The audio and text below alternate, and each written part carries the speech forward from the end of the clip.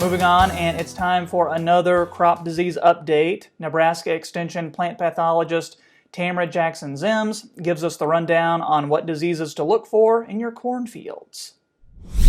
We've had a lot of variable weather conditions across Nebraska this year, and so are our diseases across the state in our various crops, especially in corn and soybean.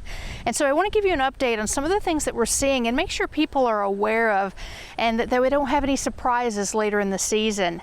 And so in some areas where we've got wet conditions and some in dry, diseases are really up and down. And so, for instance, in corn, we normally would see a lot of gray leaf spot, the rectangular lesions in the lower half of the canopy. In some parts of the state, it's taking off, like even up north where we don't always see it, and maybe we're seeing a lot less than we normally would.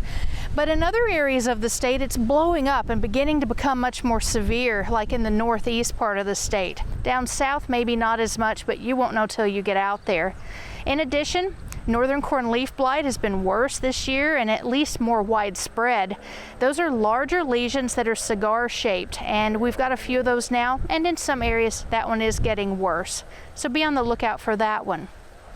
Earlier, you probably heard us mention that southern rust had moved into the state. I want to give you an update on what we're seeing for southern rust. That disease is now spread and been confirmed in over 50 counties in Nebraska, especially most of the counties in the eastern half of the state where we've confirmed southern rust. More or less, some more severe, some much less, where it's difficult to find. The important thing to understand is southern rust can be a devastating disease, especially if it moves into fields that were later planted and are at earlier stages of development. And so, for example, we're getting a lot of questions about whether or not to treat for southern rust. And foliar fungicides do a good job controlling this disease. One of the problems might be that if applications were made at VT before disease developed, some of those may be beginning to wear off, and so be sure to look out for that.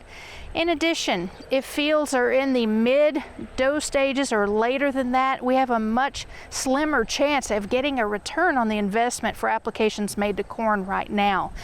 Please get out and scout those fields, because southern rust especially is very patchy in fields and in counties, and you won't know what's out there until you get out and look for it.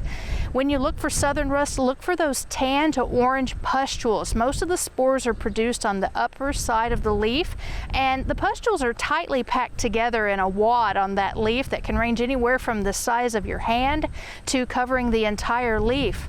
You might even notice some secondary spread within fields and small pustules, tiny individual ones in leaves neighboring where those original leaves are, and that's evidence of spread there. If you need help diagnosing any of these diseases or have questions, please contact us in Nebraska Extension and submit samples to the UNL Plant and Pest Diagnostic Clinic.